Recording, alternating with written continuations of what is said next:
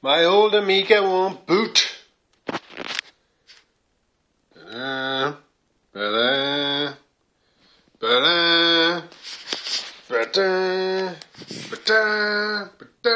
This is what happens when I switch on the bleeding transformer.